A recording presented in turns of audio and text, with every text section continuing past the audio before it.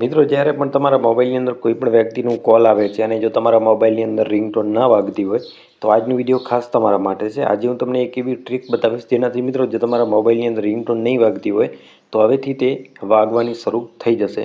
આ મિત્રો, ઘણી વખત અમુકના મોબાઈલમાં પ્રોબ્લેમ થઈ જતો હોય છે ને, જે મોબાઈલની રિંગટોન છે તે નથી વાગી શકતી.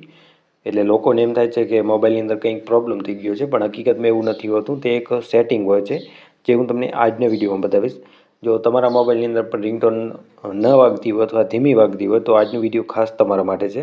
તો મિત્રો, આના માટે તમારે શું કરવાનું રહેશે? સૌપ્રથમ તમારા મોબાઈલની અંદર સેટિંગ ઓપન કરી લેવાની રહેશે. ઓકે મિત્રો, કોઈ પણ મોબાઈલ હોય તેમાં તમારે સેટિંગ ઓપન કરી લેવાની રહેશે. તમે સેટિંગ ઓપન કરશો એટલે આ રીતે સેટિંગ અહીંથી ઓપન થઈ જશે. તેને તમારે અહીંથી નીચે થોડુંક સ્ક્રોલ ડાઉન કરી અને તમારે એક ઓપ્શન અહીંથી શોધી લેવાની રહેશે જેમાં લખેલું હશે સાઉન્ડ એન્ડ વાઇબ્રેશન. ઓકે, આ રીતે સાઉન્ડ એન્ડ વાઇબ્રેશન લખેલ હશે તેની ઉપર તમારે અહીંથી ક્લિક કરી દેવાની રહેશે. તેની ઉપર મિત્રો તમે ક્લિક કરશો ને એટલે આ રીતે તમારી સમક્ષ અહીંથી ઓપ્શન આવી જશે.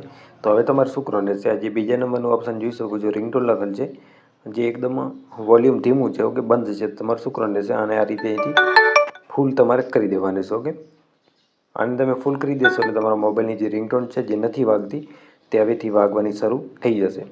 ઘણી વખત અહીંથી વોલ્યુમ બંધ હોય છે એટલા માટે મોબાઈલની રિંગટોન નથી વાગતી.